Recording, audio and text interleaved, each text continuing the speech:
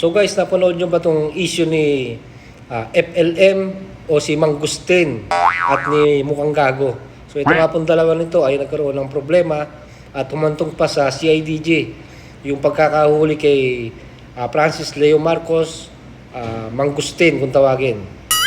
So dito nga po ay kinasuhan siya ng CIDG ng unauthorized use of uniform insignia. So kinasuhan po siya rito ng unjust vexation. Mga ka-history, napanood nyo ba itong si Mang Gustin o si Mang Husin, Francis Leo Marcos at si Mukhang Gago? So ito pong si Francis Leo Marcos ay isang vlogger na nahuli dahil sa unjust vexation na ikinaso sa kanya. At ito ay pinresinta sa social media o sa mga media. So ito pong vlogger ay napakabilis mahuli. Pero bakit po yung mga magnanakaw natin dyan sa gobyerno na hanggang ngayon ay hindi pa rin mahuli? At yung mga big time ay hindi pa rin mahuli. At bakit ayaw nilang ipresenta sa media itong mga sangkot na matataas na tao sa gobyerno na magnanakaw sa pera ng gobyerno o ng bayan? So comment down below guys at panoorin mo itong video natin.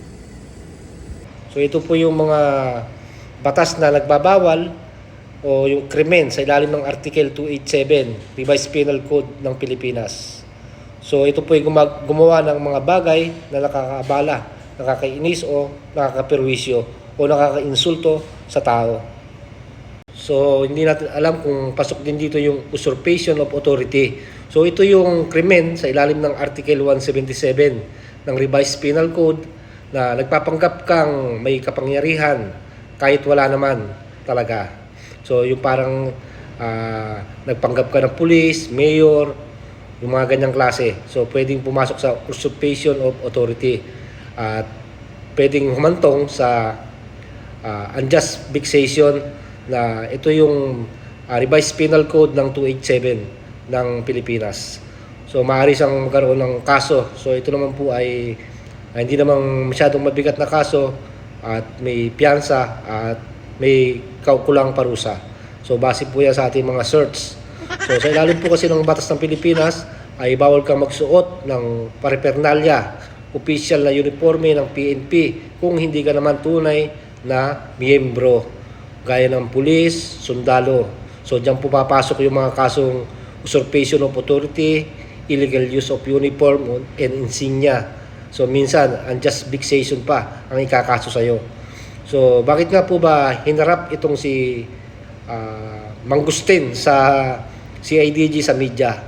So ito po ay dahil sa kanyang mga nagawang kasalanan sa pagsusuot ng uniforme ng PNP at yurak po sa mga karapatang pantao ng iba na nasaktan. Dahil nga po dito po sa issue ni Makagago at ni Mami D. So napanood ko lang po ito kay Mami D . So ilalagay natin dito. Si Mami D po ay tinawag po pala ni Mang Gustin na makikiraan po, baluga. So yun po ang tawag niya. Eh bakit yung nanay ni Pacquiao mas masahol pa sa baluga? Sagot. Masama pa ang itsura sa baluga. Yan yata pagkakasabi kay Mami D. So nagalit po itong si senator dahil sa binitawang salita ni Mang Gustin. So ito naman po kay Mukhang Gago ay hindi ko naman po alam kung ano po yung kanilang bangayan. So pagkatapos po siyang mahuli ay ito pong si Mang Gustin po ay si Francis Leo Marcos ay ipinresinta sa buong social media at sa mga platform ng mga Facebook at kung saan-saan pa. So sabi niya po rito, sumisigaw siya na para siyang pumatay. Bakit kailangan siyang ipahiya sa social media, on air? Sabi niya. Pwede pala yung unjust vexation din ako sa media. Pwede pala yan. Yan. So yung pong sagot naman po ni Mukhang Gago na sa on air na media ay sinabi po niya doon na pangit ka. Mas pangit ka pala sa personal. So hindi po ba yung papasok sa unjust vexation o pamamahiya sa social media?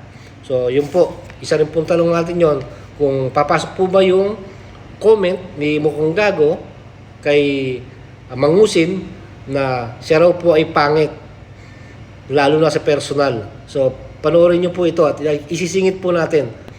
Totoo ng baho mo, tignan sa personal. Ang baho mo. Ito rin yung warrant mo. Kasi no problem, haharapin ko yan. Naunahan lang ako eh. Pangit ka kasi. Pati po yung kay Mami D, na sinabi niya kay Mami D tungkol sa baluga. So yung pong baluga ay, ano po yan, lumang term na po yan ng termino sa Pilipinas na para tukuyin ang mga taong may itim at kulot ang buhok. So, hindi na po siya pinapractice na sabihin. So, maaari pong sabihin natin na aita o mga ita. So, yun po. Yun po ang tamang tawag na lang po natin sa ganyan. Hindi na po siya baluga kasi medyo may pagkakainsulto po ang dating. Pero yun po talaga ang tamang tawag sa mga taong may itim, kulot ang buhok nung araw. So, binago po, ginawa po nating aita o mga ita. So, yun na nga po. So, dapat po ay alisin na po natin yung pagtawag na ganun.